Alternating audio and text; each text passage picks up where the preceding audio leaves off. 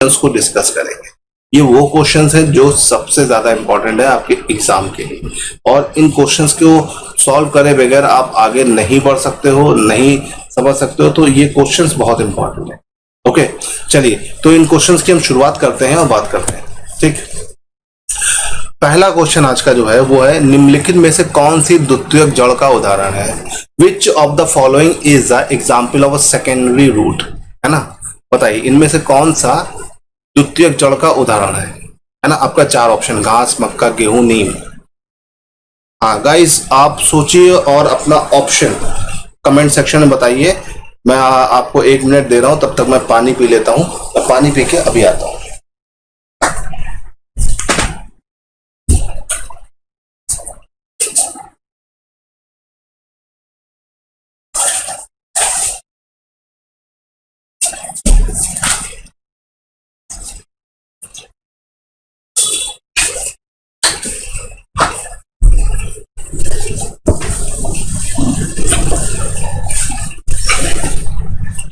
Okay guys, answer बताइए, क्या answer लगाया आपने?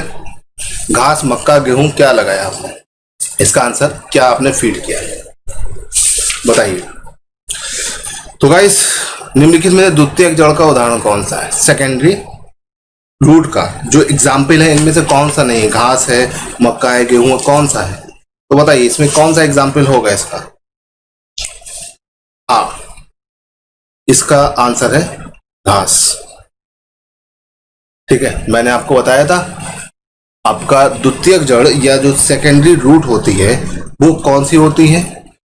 ठीक है, जो ऐसे होती है ना, सेकेंडरी रूट, या फिर बोल सकते हैं कि अपस्थानिक जड़ें कौन सी होती है? तो ये घास वाली होती है ना। इसमें उदाहरण घास है।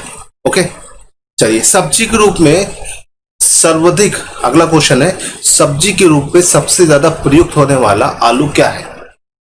सब्जी के रूप में जो हम आलू का इस्तेमाल करते हैं घरों में, तो वो आपका आलू क्या होता है? बताइए गाइस। जड़, फल, फूल, तना। आलू आपका क्या है? जड़ है, फल है, फूल है, तना है, क्या है? इसका आंसर बताइए। आपका जो सब्जी के रूप में यूज होने वाला जो आलू है वो क्या है? ठीक है, ये बहुत ही आसान सा आंसर है। सब्जी के रूप में यूज होने वाला आलू जो होता है ना गाइस, आलू क्या होता है? आलू एक प्रकार का तना होता है। ठीक है, ठीक, आलू क्या है? तना है, रूपांतरित जड़ों में आता है। लेकिन आलू किस कैटेगरी में आता है? आलू एक तने की कैटेगरी में आता है। ओके गाइस, तो ये दोनों क्वेश्चन आई होप कि आपको समझ में आ गए होंगे। है, अब हम यहां से आगे बढ़ते हैं और अपने अगले क्वेश्चन की तरफ चलते हैं। हमारा जो अगला क्वेश्चन है वो है, निम्नलिखित में से कौन सी जड़ खाई जाती है? तो गाइस, इसमें से कौन सी जड़ आपका खाने योग्य है वो मुझे बताइए। गाजर, मूली, शकरकंद की सभी? बताइए इनमें से कौन सी जड़ खाई जाती है?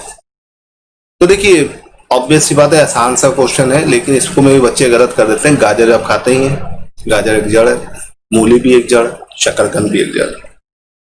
तो इसका आंसर क्या हो जाएगा? इसमें सभी खाई जाती है। ठीक है, ठीक। अब एक क्वेश्चन है आपके लिए, इसका कमेंट सेक्शन में मुझे आंसर दीजिएगा।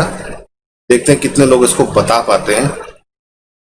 ठीक है, गाजर का रंग लाल क्यों होता है ना? और मूली खाई है कभी आप लोगों ने? मूली खाने के बाद जो स्मेल आती है मुंह से, वो किस चीज की होगी? ये दो क्वेश्चंस का जरा ऑप्शन कमेंट में दीजिएगा। ठीक है, ये तो हमारी बात हो गई किसके बारे में? ये हमारी बात हो गई निम्नलिखित में से कौन सी जड़ खाई जाती है। अब अगला क्वेश्चन है, अमरबेल किसका उदाहरण है? अमरबेल जो है वो किसका उदाहरण है गाइस? ये बताइए, अमरबेल आपका किसका उदाहरण है? अमरबेल जो होती है वो किसका एग्जाम्पल होता है? रेशेदार जड़ का, परजीवी जड़ का, अवस्थम जड़ का, की स्तंभ जड़ का? तो देखिए, आपने जड़ों को हमने डिटेल में देखा है, हमने पढ़ा भी है और समझा भी है। तो वहां पर अमरबेल जो है वो, अच्छा यहाँ पर ये जल लिख गया है, जल नहीं है गाइस, ये जड़ है। ओके, जड़। टाइपिंग एरर हो गई है ना। तो अमर बेल जो होती है वो परजीवी होती है ना। वो किस तरह का प्लांट होता है? परजीवी। तो इसका उत्तर क्या होगा? अमर बेल उदाहरण है किसका? परजीवी प्लांट का। तो गाइज ये देखिए, ये 2 क्वेश्चन है, इनको पहले आप हर क्वेश्चन से पहले वीडियो को पॉज कर दीजिए, है ना। देखिए इस सेशन को करने के लिए बहुत आसान सा तरीका है। मैं जब भी एक क्वेश्चन शुरू करूंगा तो उससे पहले आप फौरन क्वेश्चन आएगा तो आप वीडियो को पॉज कर दिए, उसे आराम से पढ़िए। पढ़ने के बाद अपना उत्तर बताइए, फिर मेरा वीडियो देखिए कि वो उत्तर सही है कि नहीं। ओके गाइस, तो अगला क्वेश्चन आ जाता है ये, है ना। अब इसको आराम से पढ़िए पॉज करके, है ना। तो क्वेश्चन है, पत्तियों द्वारा बनाया गया भोजन। क्वेश्चन क्या है? पत्तियों द्वारा बनाया गया भोजन पौधे में किस रूप में संचित होता है? पत्तियों द्वारा बनाया गया भोजन पौधों में किस रूप में संचित होता है? तो पहला ऑप्शन है ग्लूकोज, दूसरा है सरल शर्करा, तीसरा है ग्लूकोज अथवा सरल शर्करा, और चौथा है हरे वर्णक के रूप में। तो इसका उत्तर क्या होगा आपके अनुसार? बताइए कमेंट सेक्शन में। आपने इसे पॉज करके उत्तर दे दिया है तो बहुत अच्छा है, ठीक है। बताइए इसका उत्तर क्या होगा? जो आपका जो पत्तियां जो भोजन बनाती हैं वो किस रूप में होता है? शर्करा, सरल शर्करा, दोनों किस रूप में रहता है? तो गाइस इसका जो उत्तर है, इसका उत्तर है आपका बोथ। ग्लूकोज अथवा सरल शर्करा दोनों रूप में पत्तियां अपना भोजन क्या करती है? संचित करती है। तो इसका आंसर हो जाएगा बोथ। जितने भी आपकी पत्तियां होती है, पत्तियां देखिए, पत्तियों का स्ट्रक्चर जो अलग अलग होता है, ठीक है। पत्तियों को किचन भी कहा जाता है, kitchen house of plant, kitchen house of plant. Kitchen house of plant किसे कहा जाता है? पत्तियों को। तो इसे याद रखिएगा। ओके गाइस, क्लियर है? चलिए अब हम अगले क्वेश्चन पे आते हैं। ये क्वेश्चन कई बार पेपर में आ चुका है। वृक्षों के तने या शाखाओं से निकली हुई विशेष जड़ें किस नाम से जानी जाती हैं? तो आप वीडियो को फौरन पॉज करिए, अपने पढ़िए, आंसर लगाइए और आंसर लगाने के बाद मुझे बताइए। पहला है मूसला जड़, दूसरी झाकड़ जड़, दूसरा अवस्थन जड़ और चौथा है श्वसन जड़। तो इसका जो उत्तर है, देखिए मूसला झाकड़ जड़ पेड़ों से शाखाओं से नहीं निकली होती है। मैंने आपको बताया था बरगद इसका एक लाइव एग्जाम्पल है। बरगद का जो पेड़ होता है उसमें किस तरह की जड़ें पाई जाती हैं? अस्थम जड़। वो जड़ें जो होती हैं पेड़ों की शाखाओं से, जैसे बरगद का ये पेड़ है ना, ये आपके बरगद का एक पेड़ है, चौड़ा सा पेड़ है ना, इससे से रूट निकली होती है और ये रूट जो होती है नीचे तक आ जाती है। तो ये जो रूट्स होती हैं वो क्या कहलाती हैं? अवस्तंभ जड़ें, ठीक है। तो अवस्थम जड़ें जो शाखाओं से निकली हुई जड़ें होती हैं उनको हम क्या बोलते हैं? अवस्थम जड़ें। ठीक है गाइस, क्लियर है? अब इसके बाद क्वेश्चन है, प्रकाश संश्लेषण की क्रिया में पादप द्वारा वातावरण में कौन सी गैस अवशोषित की जाती है? वीडियो को पॉज कर दीजिए, अब अपना आंसर कमेंट सेक्शन में लिख दीजिए। प्रकाश संश्लेषण की क्रिया में पादपों द्वारा वातावरण में कौन सी गैस अवशोषित की जाती है ना। तो प्रकाश संश्लेषण में पादप कौन सी गैस को अपने अंदर अवशोषित करते हैं, मतलब एब्जॉर्ब करते हैं। अवशोषित करने का मतलब क्या होता है गाइस? एब्जॉर्ब करना। अवशोषित करने का मतलब क्या होता है? एब्जॉर्ब, है ना। और पादप मतलब प्लांट्स, वातावरण मतलब क्या होता है? एटमॉस्फेयर, ठीक है। और प्रकाश संश्लेषण मतलब फोटोसिंथेसिस। तो एकदम आसान सा क्वेश्चन है इंग्लिश में। During photosynthesis process plant absorb which gas from the atmosphere, है ना। तो प्लांट कौन सी गैस एब्जॉर्ब करता है ये मुझे बताने की आपको जरूरत नहीं। प्लांट ऑक्सीजन तो बाहर निकालते हैं, नाइट्रोजन जड़ों से लेते हैं और कार्बन डाइऑक्साइड जो होता है क्या करते हैं? ये वातावरण से लेते हैं, है ना। प्लांट नाइट्रोजन कहां से लेता है? नाइट्रोजन मिट्टी से लेता है। और कार्बन डाइऑक्साइड कहां से लेता है? वातावरण। तो यहाँ वातावरण से क्या मिलता है ये पूछ रहा है, तो इसका आंसर क्या हो जाएगा? Carbon dioxide. ठीक है। जल वाष्प जो होती है वो उससे मिलता नहीं बल्कि वो निकालते हैं। चलिए फिर अगला क्वेश्चन है। अगला क्वेश्चन में पॉज कर दीजिए और फिर आराम से इसे सोच के मुझे बताइए। कांटे नुमा पत्तियों को दर्शाकर एक शिक्षक किस प्रकार के पौधों के बारे में पढ़ा रहा है ना गाइस? बताइए।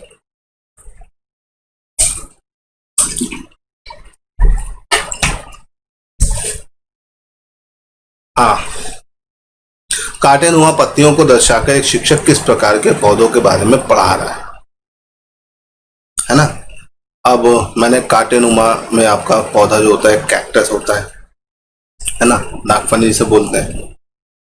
इस तरह से बहुत सारे इसकी कैटेगरीज होती हैं। तो कांटे नुमा पौधे जो होते हैं ये किस तरह के होते हैं? ये होते हैं आपके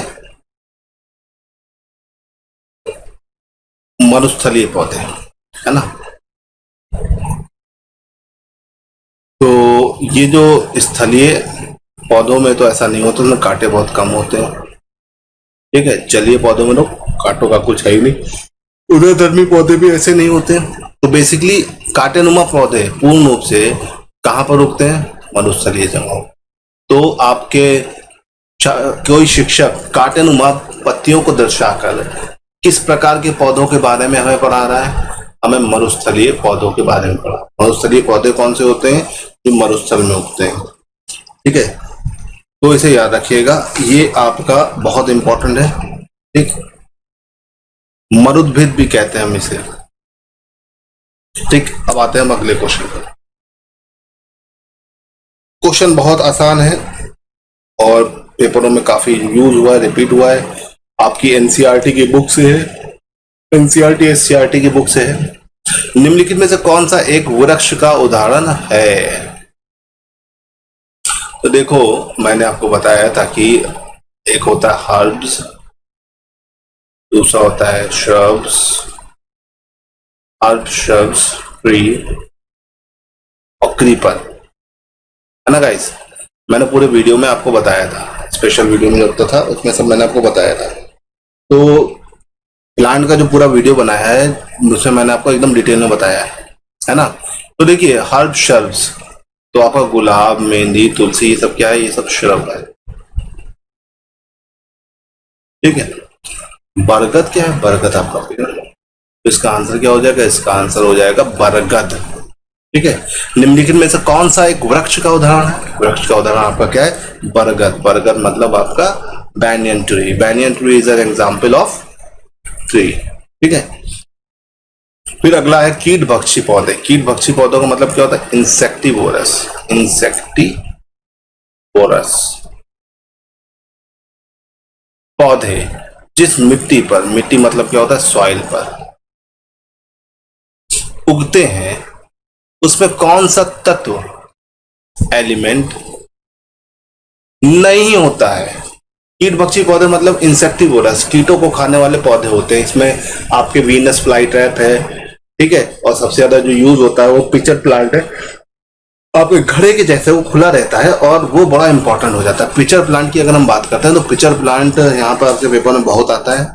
तो ये जितने भी इंसेक्टिवोरस प्लांट होते हैं, ये इंसेक्टिवोरस प्लांट क्या करते हैं? कीटों को क्यों खाते हैं? उन कीटों को खाते हैं क्या फिक्स करने के लिए? किस तत्व की कमी को पूरा करने के लिए?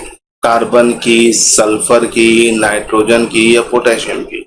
तो याद रखिएगा, कीट भक्षी पौधे जिन क्षेत्रों में उगते हैं वहां पे नाइट्रोजन की कमी बहुत पाई जाती है। तो नाइट्रोजन की कमी को पूरा करने के लिए, किसी कमी को पूरा करने के लिए, नाइट्रोजन की कमी को पूरा करने के लिए ये लोग क्या करते हैं? ये कीटों का भक्षण करते हैं। ओके गाइस, समझ में आ रहा है? आप क्विज की फॉर्म में उसको चलाइए, जैसे क्वेश्चन आए फौरन वीडियो को पॉज करिए और फिर अपना पढ़िए, अपने मन में आंसर दीजिए या पेपर में आंसर लिखिए और फिर अपना आंसर को मैच करते जाइए। इस तरह से आप अपने आप को इवैल्यूएट कर सकते हैं। फिर अगला क्वेश्चन है, निम्नलिखित में से किसका संबंध मूसला जड़ से है? ठीक है, मतलब इनमें से कौन सा स्टेटमेंट मूसला जड़ के लिए एकदम है? मूसला जड़ की प्राथमिक जड़ नष्ट नहीं होती, मूसला जड़ भूमि में बहुत गहराई तक नहीं जाती, ठीक है, या बीज के केवल मूलांकुर से उत्पन्न और विकसित होती है। तो इसमें कौन सा सही होगा गाइस, बताइए। इसमें आपको क्या लग रहा है कि इसमें आपको कौन सा स्टेटमेंट है ना आपको एकदम करेक्ट लग रहा है? जो स्टेटमेंट करेक्ट लग रहा है उसमें आप बताइए ए बी सी डी, आपका कौन सा आंसर आपको सही लग रहा है यहाँ पर गाइस? तो इस आंसर को मुझे जरूर बताइए, ठीक है। देखिए मूसला जड़ में प्राथमिक जड़ होती है, ये तो एकदम करेक्ट है कि नहीं? मूसला जड़ कौन सी होती है? मूसला जड़ आपकी टैप रूट है ना। मूसला जड़ को इंग्लिश में क्या बोलते हैं गाइस? मूसला जड़ को इंग्लिश में बोलते हैं टैप रूट। कौन सी रूट? आपकी टैप रूट।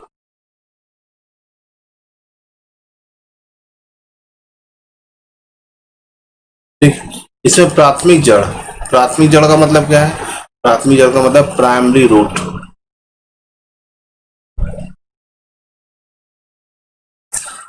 नष्ट नहीं होती, मतलब इसमें हमेशा एक प्राथमिक जड़ रहती ही रहती है।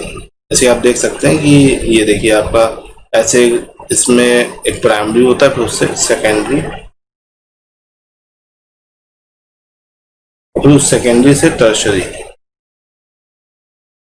इस तरह चीजें बाहर निकलती।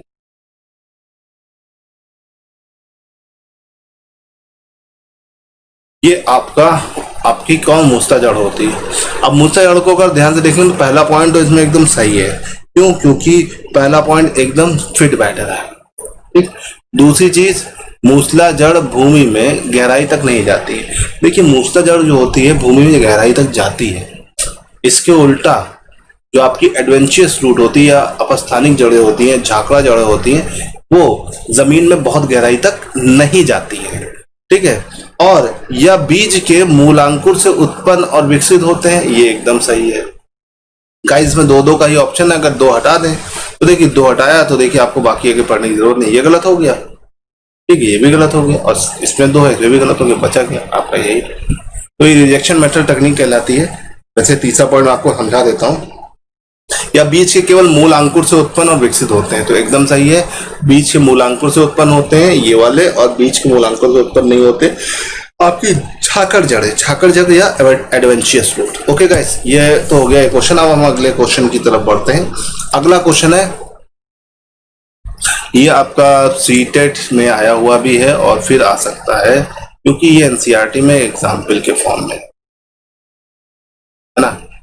ये क्वेश्चन एनसीईआरटी में एग्जाम्पल हो। पानी बीजों के अंकुरण को कैसे प्रभावित करते हैं, है ना। पानी बीजों के अंकुरण को कैसे प्रभावित करते हैं, ठीक है।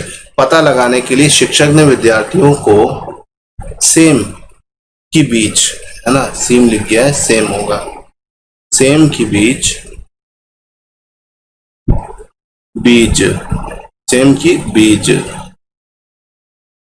रुई की परत पर भिगोकर कुछ दिन रखने के लिए और उसमें परिवर्तन देखने को कहा। मतलब पानी, वाटर, जो आपके सीड होता है उनका जर्मिनेशन कैसे करता है, इसका पता लगाने के लिए एक टीचर ने स्टूडेंट को सेम का एक सीड दिया और उसको बोला कि रुई की परत में भिगोकर कुछ दिन के रखने के लिए, उसमें परिवर्तन देखने को कहा। लेकिन वो एक चीज कहना भूल गया, है ना, वो एक चीज बताना भूल गया। इनमें से वो कौन सी चीज बताना भूल गया, ये एग्जाम में क्वेश्चन है, ठीक है। तो बताइए इसमें कौन सा सही होगा, ठीक है। थोड़े बीज गीली रुई पर, बहुत सारे बीज सूखी रुई पर, ठीक है। थोड़े बीज सूखी रुई पर, बहुत सारे बीज गीली रुई पर। तो वो क्या बताना भूल गया कि इसमें से वो उसको और क्या करना चाहिए एक्स्ट्रा, ठीक है। वो क्या बताना भूल गया, बीच का एक स्टेटमेंट जो वो एकदम भूल गया और वो वहां पर उसको समझ नहीं पाया। तो देखिए यहाँ पर उसने बोला कि पानी किस तरह से एब्जॉर्व करता है, तो एब्जॉर्व करता है तो उसमें सीधा सीधा आपने जब एनसीईआरटी पढ़ेंगे तो वहां पे सीधा सा एग्जाम्पल है कि एक बीज जो है वो ऐसे ही पानी दिया जा रहा है और एक को रुई में रैप करके पानी दिया जा रहा है। मतलब गीली रुई पर थोड़े बीज रख दिए और थोड़े सूखी रुई पर रख दिए, है ना। और परिवर्तन देखने का कि किसमें अंकुरण होगा, गीली वाली में। तो यही बोला गया थोड़े बीज गीली रुई पर रखने पर। ठीक है, रुई मतलब क्या होता है आपका छोटे छोटे जो आपका पॉटेड के पार्ट्स होते हैं। ये तो हो गया हमारा ये वाला एग्जाम्पल। चलिए हम अगले एग्जाम्पल की तरफ बढ़ते हैं। अगला क्वेश्चन थोड़ा सा इंपॉर्टेंट और अच्छा क्वेश्चन है। इसमें बताइए मरुस्थलीय पौधों की जड़ तथा मांसल होते हैं। मरुस्थलीय पौधों की जड़ तथा मांसल होते हैं, इसका प्रमुख कारण क्या है? इसका प्रमुख कारण क्या है ये आपको बताना है। 4 ऑप्शन आपके पास दिए हुए हैं। पहला ऑप्शन है मरुस्थलीय पौधों की यह विशेषता होती है ना। पहला ऑप्शन है मरुस्थलीय पौधों की यह विशेषता होती है। दूसरा क्या, मरुस्थलीय पौधे विशाल होते हैं अथवा उन्हें सहारा प्रदान करेंगे जड़ें तथा मार्शल होते हैं। खाद्य पदार्थ के संग्रहण करने के लिए मार्शलदार होते हैं। उपयुक्त सभी। मार्शल मतलब क्या होता है, बीज से मोटे होते हैं। तो ऐसा क्यों होते हैं ये पूछा जा रहा है। तो इसका जवाब क्या होगा गाइज, कमेंट सेक्शन में बताइए। आपको क्या लग रहा है कि इसका उत्तर क्या होना चाहिए? आपके अनुसार इसका उत्तर क्या है एकदम सही उत्तर? तो देखिए मरुस्थलीय पौधों की विशेषता होती है, ये इसका कोई जवाब नहीं माना जा सकता है ना। मरुस्थलीय पौधे विशाल होते हैं अतः उन्हें सहारा प्रदान करने के लिए, तो ये भी हम नहीं मान सकते हैं है ना। क्यों? क्योंकि भाई ऐसा कोई लॉजिक मैंने आपको पढ़ाया नहीं है ना। अब ये तीसरा वाला देखिए थोड़ा सा रिलेवेंट लग रहा है। खाद्य पदार्थों के संग्रहण करने के लिए मांसलदार होते हैं है ना। तो इसे याद रखिएगा, इसका आंसर है सी। उपयुक्त सभी होगा नहीं क्योंकि पहला दूसरा का रिजेक्ट है, तो चौथा भी रिजेक्ट होगा। चलिए अगला क्वेश्चन है। अगला क्वेश्चन है उष्णकटिबंधीय तथा उपोष्ण कटिबंधीय, उष्णकटिबंधीय तथा उपोष्ण कटिबंधीय पौधों में पाए जाने वाले पौधे वर्ष में एक बार अपनी पत्तियां गिरा देते हैं। तो ऐसा वो क्यों करते हैं गाइस, बताइए। पौधे वर्ष में एक बार अपनी पत्तियों को गिरा देते हैं, ऐसा वो क्यों, किस लिए करते हैं ये बताइए। जो उष्णकटिबंधीय पौधे होते हैं साल में एक बार अपनी पत्तियों को गिरा देते हैं, तो ऐसा वो क्यों करते हैं, किस लिए करते हैं, क्या वजह है उसकी? तो पहला ऑप्शन है आपका उष्णकटिबंधीय उपोष्णकटिबंधीय पौधों की यह विशेषता होती है। तो देखो ऐसा विशेषता होती है बोल के हम पीछे नहीं हट सकते, तो ये तो गलत हो जाएगा कि भाई ये इसका होता है तो हम नहीं मानेंगे, तो ऐसा नहीं है ना। लेकिन बहुत से बच्चे इसको लगा देते हैं, ठीक है। दूसरा, ऐसे वाष्प उत्सर्जन को रोकने के लिए करते हैं, ऐसा वो वाष्प उत्सर्जन या वेपोराइजेशन की प्रोसेस को रोकने के लिए करते हैं, है ना। फिर ये आ गया पत्तियों की समानता जीवन अवधि 1 वर्ष होती है। पत्तियों की समानता जीवन अवधि 1 वर्ष होती है, ये तो हो नहीं सकता। और उपयुक्त सभी में से कोई नहीं, हाँ ये हो सकता है। तो अब देखिए इसमें क्या है कि पत्तियां जो होती हैं, पत्तियां क्या करती हैं, पत्तियां वाटर को वेपराइज करके लाती हैं और पानी के वाष्पोत्सर्जन को रोकने के लिए, है ना, पत्तियां क्या करती हैं, पेड़ों में जो पानी होता है उसको वेपराइज करके अपना फूड बनाती है। लेकिन अब गर्मियों में पानी कम होने लगता है, तो पत्तियां वाष्पोत्सर्जन या वेपोराइजेशन ज्यादा ना कर पाए, उसके लिए हम क्या करते हैं, वो देखते हैं कि उसमें पत्तियों के अंदर से ये पूरा का पूरा क्या होता है, पत्तियां गिर जाती हैं, जिससे उनका वेपोराइजेशन की प्रोसेस क्या हो जाती है, स्लो पड़ जाती है। इसकी वजह से आपके पेड़ जो होते हैं वो सर्वाइव कर जाते हैं। ओके गाइस, अब आते हैं हम अपने अगले क्वेश्चन पे। अगला क्वेश्चन हमारा है निम्नलिखित कथनों पर विचार कीजिए, ठीक है। Consider the following statement, English में बोला कंसीडर द फॉलोइंग स्टेटमेंट। ठीक, पहला है पत्तियां प्रकाश संश्लेषण की क्रिया द्वारा अपना भोजन तैयार करती हैं। पत्तियां प्रकाश संश्लेषण की प्रक्रिया द्वारा अपना भोजन तैयार करती हैं। दूसरा, पत्तियां केवल भोजन बनाती हैं। पत्तियां क्या बनाती हैं, केवल भोजन बनाती हैं, उनका संचयन नहीं करती हैं। इनमें से कौन सा कथन सही है? केवल एक, केवल दो, एक और दो दोनों, ना तो एक ना तो दो। इसमें क्या उत्तर होगा गाइस, आप मुझे बता देंगे? तो देखिए पत्तियां प्रकाश संश्लेषण द्वारा अपना भोजन बनाती हैं, इस बात में कोई डाउट नहीं, ये एकदम करेक्ट है। तो पहला वाला पॉइंट तो नो डाउटली एकदम सही है। एकदम सही होने का मतलब क्या है, इसमें कोई चीज गलत नहीं है। दूसरा स्टेटमेंट, पत्तियां केवल भोजन बनाती, उसका संचयन नहीं करती। ठीक है, तो देखिए यहां पर जो ये है, ये स्टेटमेंट बिल्कुल नहीं सही लग रहा है ना। ये स्टेटमेंट सही है कि गलत है, बताइए। ये स्टेटमेंट सही नहीं लग रहा है, जिसकी क्योंकि पत्तियां भोजन बनाती हैं और उनका संचयन भी करती हैं, तो ये स्टेटमेंट तो आपका पूरी तरह से क्या हो गया, गलत। अब अगर ये स्टेटमेंट गाइस हो गया गलत, तो पहला सही दूसरा गलत, तो इसमें आंसर क्या होगा, केवल एक। ये वाला भी गलत है और ये तो अपने आप ही गलत है और ये हो नहीं। तो यहाँ पर इस तरह के क्वेश्चन आपके पेपर में बहुत बनते हैं गाइस, तो आपको इसे ध्यान रखना है। ओके, चलिए अब यहाँ से आगे बढ़ते हैं। निम्नलिखित में से कौन सा कथन सही है? Which of the following statement is true? तो निम्नलिखित में से कौन सा कथन सही है? जिन पौधों में मूसलाजड़ होती है उनकी पत्तियां, ठीक है, उनकी पत्तियां में जालिका शिलान्यास पाई जाती है ना? एकदम गलत है। जड़ों से उनका शिलान्यास डिसाइड होना, ये इतना अप्रोप्रिएट नहीं है। जिन पौधों में मूसला जड़ होती है उनकी पत्तियां समांतर शिला विन्यास की होती हैं।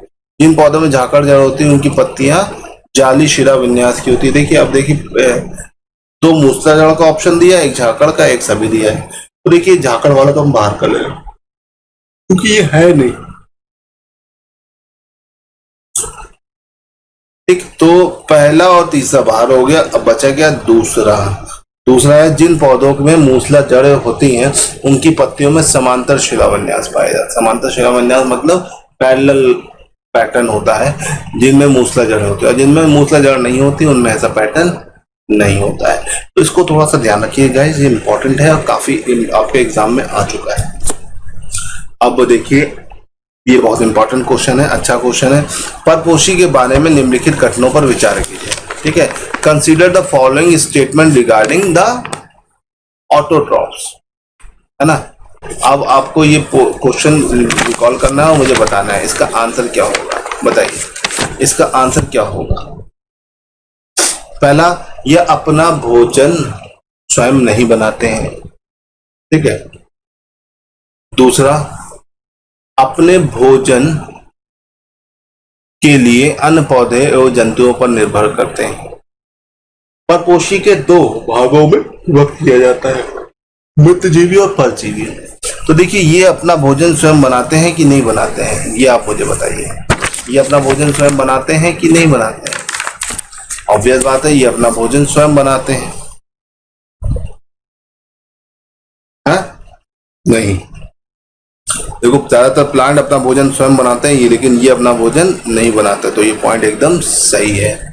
ठीक है, ये अपने भोजन के लिए अन्य पौधे और जीव जंतु पर निर्भर रहते हैं, ये भी सही है। और इनके दो भागों में विभक्त किया गया है, मृतजीवी और परजीवी, के भी सही है। तो इस हिसाब से देखा जाए तो यहाँ पर आंसर क्या होगा? यहाँ पर आंसर होगा आपका ऑल ऑफ द अबव, सभी के सभी सही है। ठीक है गाइस, ये तो बात होगी हमारे परजीवी से संबंधित क्वेश्चन के बारे में। अब हम आगे बढ़ते हैं अपने अगले क्वेश्चन की तरफ। हमारा जो अगला क्वेश्चन है उसको थोड़ा ध्यान से देखिए। ठीक है, क्वेश्चन है, मोनेरा जगत में जीवाणुओं को शामिल किया गया है। मोनेरा जगत में जीवाणुओं को शामिल किया गया है। ओके, और फ्लोरा के अंतर्गत संपूर्ण जंतु समुदाय को रखा गया है। फ्लोरा के अंतर्गत संपूर्ण जंतु समुदाय को रखा गया है। ठीक, इनमें से कौन सा कथन सही है? ठीक है, देखिए, फ्लोरा के अंतर्गत संपूर्ण जंतु समुदाय को रखा गया एकदम गलत है। क्यों? क्योंकि आपका फंगस उसमें नहीं रखा गया, उसको अलग कैटेगरी लेके चला है ना। बैक्टीरिया भी नहीं रखा गया है, तो इस वजह से ये दूसरा वाला तो गलत हो गया। तो दो वाला ये और दो वाला ये तो चला गया। अब बचा एक और चार। अब इसमें से कौन सा होगा? दोनों गलत है कि एक सही है? तो देखो, मोनेरा, विटिकर ने जो था उसने 5 किंगडम का क्लासिफिकेशन किया था और उसमें मोनेरा को जगह दिया था। ठीक है, ठीक, तो मोनेरा में जगह में जीवाणुओं को उसने अलग से एक जगह देकर उसे शामिल किया था। तो यहाँ पर जो आंसर होगा वो क्या होगा, केवल एक, ओनली वन। ठीक है, तो ये तो बात होगी गाइस मोटे मोटे क्वेश्चन जो आपके एग्जाम में बहुत आते हैं, उनके बारे में हम बात कर रहे हैं। चलिए अब अगले क्वेश्चन, निम्नलिखित कथनों पर विचार कीजिए। कंसीडर द फॉलोइंग स्टेटमेंट, विसर्पी लता किसी एक ढांचे की सहायता से सीधी खड़ी होती है और ऊपर चढ़ती है ना, जिससे यह वृक्ष के तने के चारों ओर लिपटी होती है। आरोही लताएं जमीन के बहुत बड़े भूभाग पर फैली होती हैं। उसमें निम्नलिखित में से कौन सा कथन सही है? पहला, दूसरा, तीसरे में कौन कौन से कथन आपके सही है? तो देखिए, हमने लताओं में जो देखा था उनको समझते हैं। हमने देखिए लताओं में देखा था कि लताएं वहां पर दो तरह की होती है, आरोही और विसर्पी। आरोही जो ऊपर चढ़ती है, विसर्पी जो आगे आगे रेंग रेंग के चलती है। ठीक है, तो देखिए यहाँ पर क्या है, विसर्पी लताएं ढांचे के सहारे से सीधा खड़ी होती हैं। ठीक है, तो ये बिल्कुल गलत है कि नहीं? फिर दूसरे, जिससे यह वृक्ष तने के चारों ओर लिपटी रहे और आरोही लताएं जमीन के बहुत अंदर भूभाग में फैली होती। तो इसमें कौन सा सही होगा? पहला, दूसरा, तीसरा, कौन सा सही होगा गाइस बताइए? इसमें क्या सही हो सकता है आपके अकॉर्डिंग? इस क्वेश्चन को अगर बता दोगे तो मैं समझ जाऊंगा आपका कॉन्सेप्ट एकदम क्लियर है, मतलब लल्लन टॉप है आपका कॉन्सेप्ट। बताइए इसमें क्या आंसर होगा आपके अनुसार? देखिए पहली चीज तो, विसर्पी लताएं किसी ढांचे की सहायता से सीधी खड़ी होती है। तो विसर्पी लता तो सीधी नहीं खड़ी होती बल्कि हॉरिजॉन्टली फैलती है जमीन पर। ठीक है, तो पहला स्टेटमेंट हो गया गलत। जिससे वृक्ष के तने के चारों ओर लिपटी होती है, ये भी इसी के अंदर है। आरोही लताएं जमीन के बहुत बड़े भूभाग में फैली होती है, ये भी गलत है। तो यहां पर ये हो गया इसका आंसर, इसको थोड़ा सा ध्यान रखिए। ओके, ये तो आपका यहाँ पे इसका आंसर हो गया। अब चलते हैं अगले क्वेश्चन की तरफ। हरे पौधे दिन के समय कार्बन डाइऑक्साइड की बजाय वायुमंडल में ऑक्सीजन छोड़ते हैं, क्योंकि ऐसा क्यों होता है? हरे पौधे जो होते हैं वो दिन के समय कार्बन डाइऑक्साइड की जगह ऑक्सीजन छोड़ते हैं, ऐसा क्यों होता है? ठीक, पहला ऑप्शन, हरे पौधे केवल रात के समय शोषण करते हैं। किसका शोषण करते हैं? आपके कार्बन डाइऑक्साइड। हरे पौधे दिन के समय प्रकाश संश्लेषण की क्रिया करते हैं जिसमें ऑक्सीजन मुक्त होती है। ठीक है, तो ये थोड़ा सा एक टेक्निकल आंसर लग रहा है, इसको हम थोड़ा सा होल्ड कर लेते हैं। दिन के समय रात समय प्रकाश संश्लेषण की दर श्वसन दर से अधिक होती है, ऐसा कुछ नहीं होता है, बिल्कुल गलत है। हरे पौधे रात के समय श्वसन नहीं करते, ये भी गलत है। तो इसका आंसर क्या हो जाएगा? इसका आंसर एग्जैक्टली 3 ही हो जाए, 2 हो जाएगा।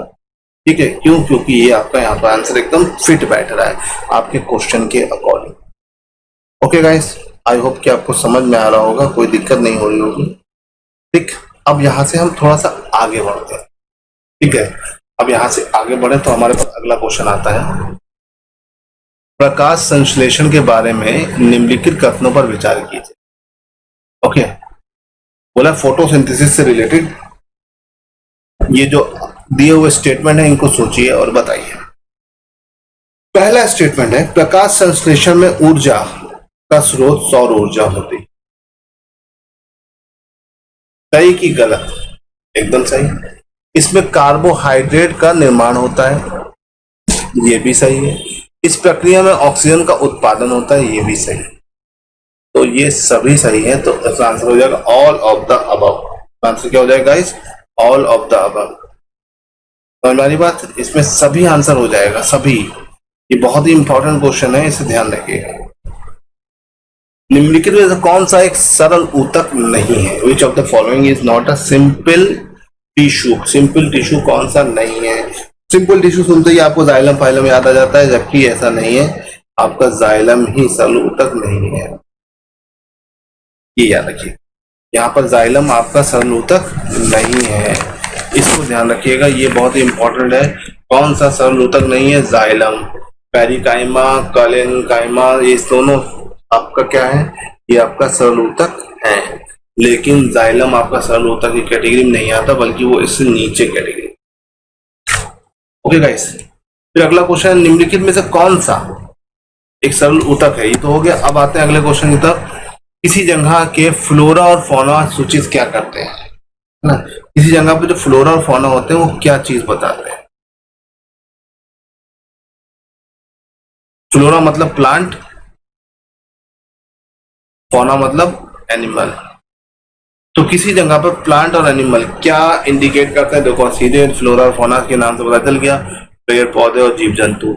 इसका सीधा सीधा उत्तर आपका क्या हो जाएगा, फर्स्ट वन। फिर अगला होता है, बहुत इंपॉर्टेंट क्वेश्चन है, बहुत बार पेपर में आया है, काफी ज्यादा इंपॉर्टेंट है। निम्नलिखित में से कुनैन नामक दवा प्राप्त कहां से होती है?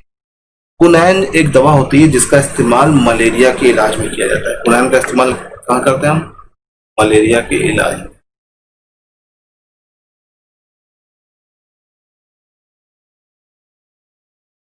ठीक है। और ये जो मलेरिया होता है ये किसकी वजह से फैलता है? ये एनोफिलीज मच्छर की वजह से फैलता है। किस मच्छर की वजह से फैलता है गाइस? एनोफिलीज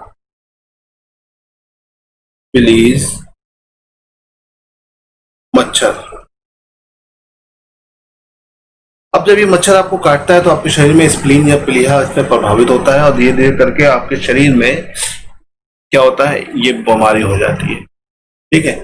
ये बीमारी मच्छर की वजह से होती है। ये एक तरह का प्लाज्मा है, प्लाज्मा से ओरिजिनेट होने वाली बीमारी है। और ये आपका जो इसका इलाज है उसके लिए यूज होता है कुनैन। अब कुनैन को हम कहाँ से प्राप्त करते हैं? इस कुनैन को हम निकालते हैं सिनकोना के पेड़ से या सिनकोना के प्लांट से। इसके छोटे छोटे प्लांट भी आते हैं, धीरे धीरे करके वो ग्रो कर जाते हैं और फिर वो पेड़ बन जाते हैं। तो इसको थोड़ा सा ध्यान रखिएगा, यहाँ से क्वेश्चन आपके पेपर में बनते ही बनते हैं। ठीक, चलिए अब आगे बढ़ते हैं। भारत फलों के अंतर्गत, ठीक है, क्वेश्चन बहुत अच्छा है, इंपॉर्टेंट है और इसे ध्यान रखिएगा। भारत में फलों के अंतर्गत सर्वाधिक क्षेत्र किस चीज का है? तो भारत में फलों के अंतर्गत सबसे ज्यादा क्षेत्र किसका पाया जाता है गाइस? जल्दी बताइए।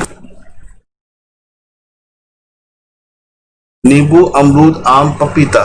तो ये कोई चीज बताने की जरूरत नहीं, गर्मी का मौसम आ गया है और आप आम खाना शुरू कर देंगे आप लोग, है ना। आजकल आम मिलना चालू भी हो गया है और आम अच्छे मीठे नहीं आ रहे लेकिन अच्छे आ रहे हैं।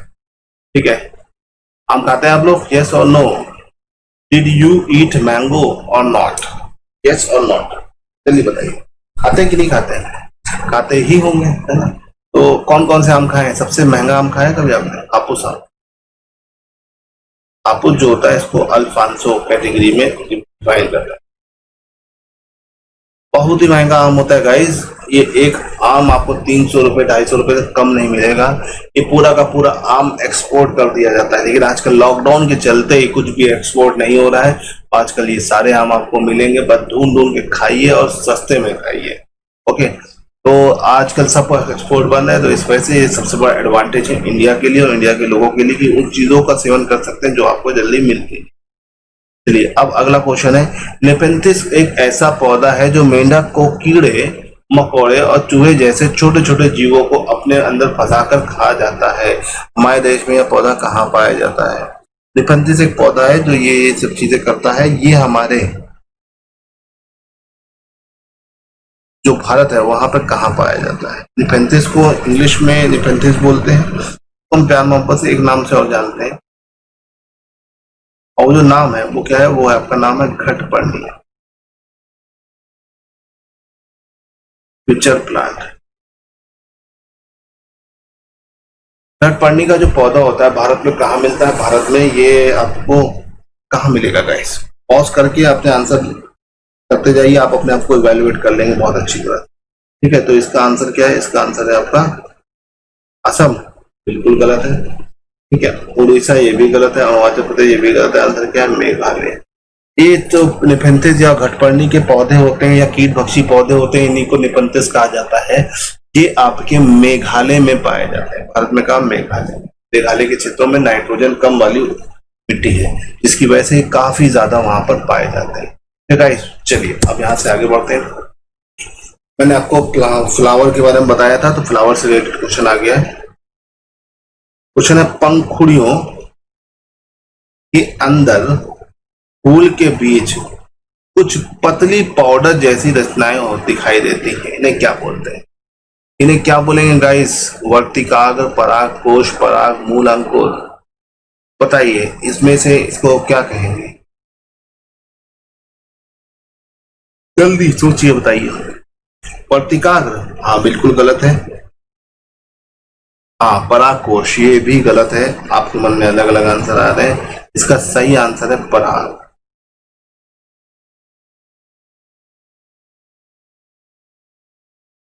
ओके गाइस, अब यहां से हम आगे बढ़ते हैं और अपने अगले क्वेश्चन की तरफ आते हैं। हमारा जो अगला क्वेश्चन है वो है प्रकाश संश्लेषण की क्रिया में हरे पौधे क्या बाहर निकालते हैं। बहुत आसान सा क्वेश्चन है, बहुत आसान सा जवाब है। फोटोसिंथेसिस की प्रोसेस अगर आपको पता है या प्रकाश संश्लेषण की इक्वेशन आपको याद है तो आप इसे आसानी से बता सकते हैं। क्या एब्जॉर्ब हो रहा है और क्या निकल रहा है। तो एब्जॉर्ब तो कार्बन डाइऑक्साइड हो रहा है, लेकिन निकल क्या रहा है गाइस। तो निकलने के मामले में जो हम बात करते हैं तो गाइस हमारा निकलता है ऑक्सीजन।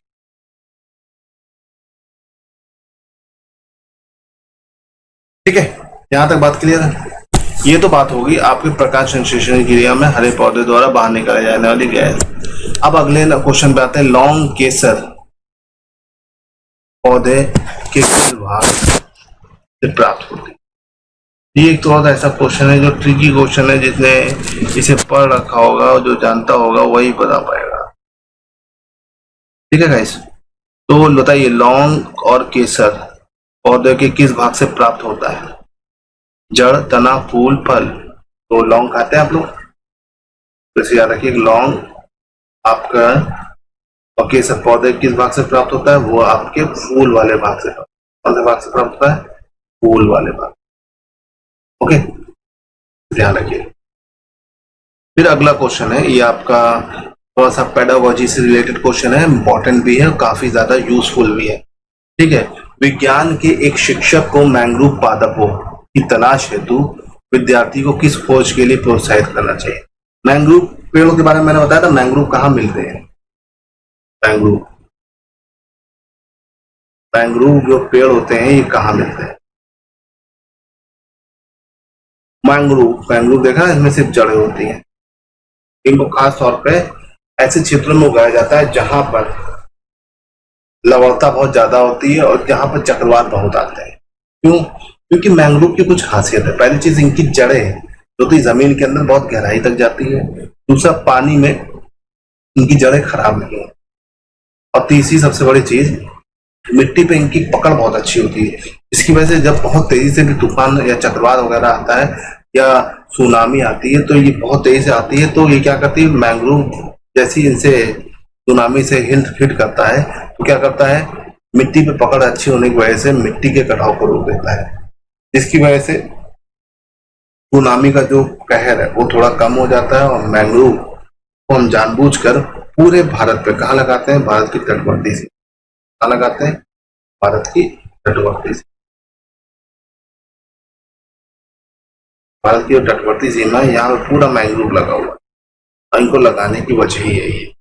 अब मैंग्रोव को मैंने आपको पिछले लेक्चर में याद करिएगा, मैंने पूरा आपको इसको डिटेल में बताया था कि मैंग्रोव्स जो होते हैं या दलदली जो पौधे होते हैं, किस तरह के पौधे होते हैं, दलदली या लवणीय पौधे है ना। किस तरह के पौधे होते हैं, लवणीय या हेलोफाइट। तो इसमें लवड़ी या दलदली यही वाला आंसर है, ये आपका। ठीक है, तो थोड़ा सा ध्यान रखिएगा, बहुत इंपॉर्टेंट क्वेश्चन है। तो गाइस, आई होप कि आपको मेरा ये सेशन समझ में आया हो, है ना। ये यहाँ तक आते आते मेन सारे क्वेश्चन हो गए। चलिए एक दो क्वेश्चन मैं आपसे एक्स्ट्रा पूछ लेता हूँ ताकि आपको चीजें एकदम क्लियर हो जाए, है ना। तो आई होप कि आप बाकी प्रीवियस ईयर पेपर के क्वेश्चन लगाइए। ये प्रीवियस ईयर पेपर से थोड़ा सा हट के क्वेश्चन थे, इसमें प्रीवियस ईयर के भी थे और नॉन प्रीवियस ईयर के भी। ठीक है, और इसमें सबसे खास बात क्या है, ये आपको एग्जाम में बहुत बार आए हैं। ठीक, और मैं आपसे क्वेश्चन पूछता हूँ, इसका आंसर देखिए। एक क्वेश्चन आता है रेगिस्तानी ओक के बारे में। ठीक है, रेगिस्तानी ओक जो होता है, जब से आप सीटेट का पेपर देखते हो तो वहां पे क्वेश्चन बार बार आता है। ठीक है, रेगिस्तानी ओक से जो क्वेश्चन आता है उसे पूछा जाता है, रेगिस्तानी ओक एक पेड़ का नाम है जिसकी जड़ें, ठीक है, पानी जमीन के भीतर बहुत गहराई तक होती है और जब तक पानी पेड़ की जड़ों तक नहीं पहुंचता है तब तक ये जड़ें नीचे तक जाती रहती हैं और इनकी ऊंचाई होती है, ये याद रखिए, इनकी ऊंचाई और जड़ों के बीच जो मल्टीप्लिकेशन वो 30 गुने तक होता है। मतलब इनकी जड़ें इनकी ऊंचाई की 30 गुना ज्यादा गहराई तक जा सकती है। तो इस तरह के पेड़ भारत दुनिया भर में कहाँ पाए जाते हैं? ठीक है, देखिए बहुत आसान सा क्वेश्चन है। रेगिस्तानी ओक कहाँ पाए जाते हैं? पहला ऑप्शन राजस्थान, ठीक। दूसरा ऑप्शन अबू धाबी, तीसरा ऑप्शन आपका क्या हो गया? तीसरा ऑप्शन हो गया आपका ऑस्ट्रेलिया,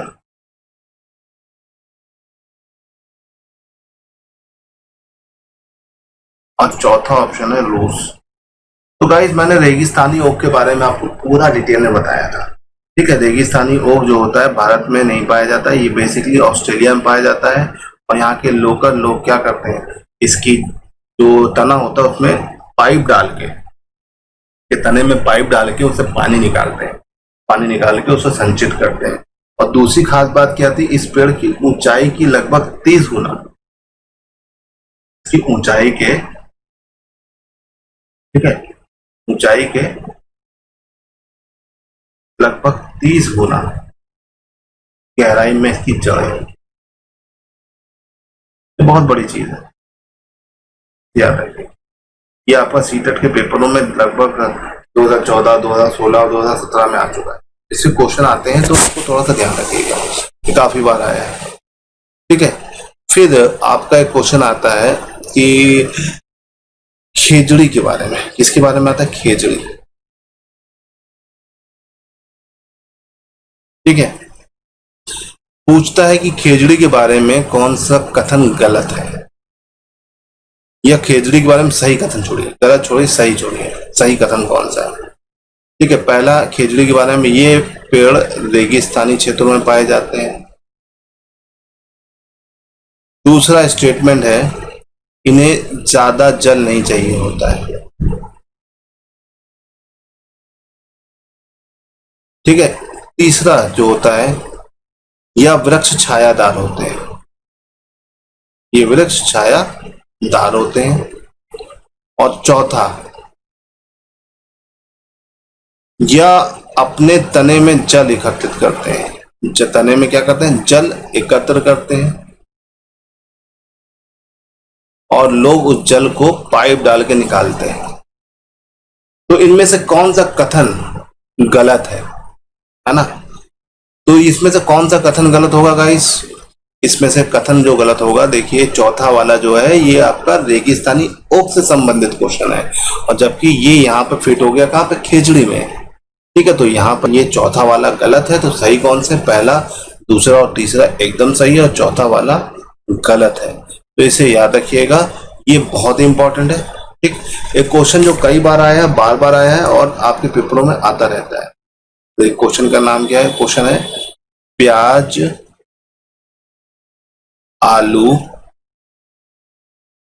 अदरक क्या है?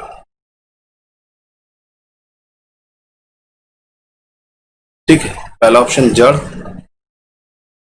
दूसरा ऑप्शन आपका तना, फिर आपका शल्क पत्र,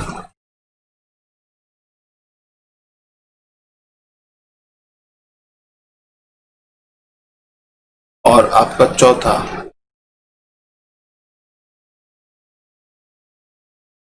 अपस्थानिक जड़ें।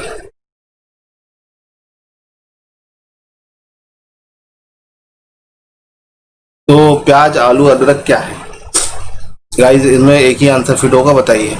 तो बहुत आसान सा, आलू भी मैंने थोड़ी देर पहले बताया, तना है, तो प्याज, आलू, अदरक सब तने ही हो, ठीक है। प्याज, आलू, अदरक ये सब आपके तने के उदाहरण हैं, तो इसे ध्यान रखिएगा। देखिए ये मोस्ट इंपॉर्टेंट क्वेश्चंस हैं, ठीक है। प्रीवियस ईयर्स के क्वेश्चंस भी लगाइए, और ज्यादा से ज्यादा इन सब चीजों को समझिए, ठीक है गाइस। इसकी मैं पीडीएफ बना के, है ना, आपकी प्रैक्टिस करने के लिए अपने चैनल पर स्टडी और सिलेक्शन पर डाल दूंगा, है ना।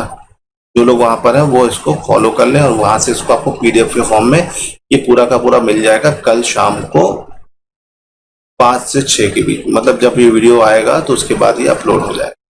ओके, इस वीडियो के आने के बाद ही, है ना, इस वीडियो के अपलोड होने के 3 घंटे के अंदर ही इस वीडियो के रिलीज होने के 3 घंटे के अंदर ही इसका पीडीएफ आपको मिल जाएगा और इस पीडीएफ से आप फिर से इस क्वेश्चंस को बार बार लगाइएगा।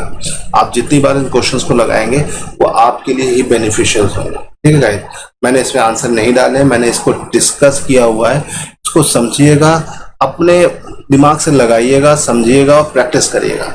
गाइस ये क्वेश्चन जो होते हैं सिर्फ आपका यहीं तक सीमित नहीं है, आप अभी जितने भी सीटेट टेट के बाद बाकी के एग्जाम देंगे वहां पर भी ये बहुत ज्यादा पूछे जाएंगे और कई बार आएंगे।